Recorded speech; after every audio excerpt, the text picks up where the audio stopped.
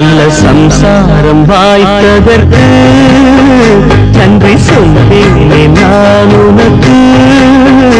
உன்னை அடைந்தேன் துணையாக, உன்னம் புரிந்த தவமாக. விட்டு போகாதம்மா உறவு, இது தேயாத வெண்ணிலவு. அன்று போட்டேன் பூமாலை, இன்று படித்தேன் பூவில் தோன்றும் வாசம் அதுதான் ராகமோ, இளம் பூவை நெஞ்சில் தோன்றும் அதுதான் தாளமோ.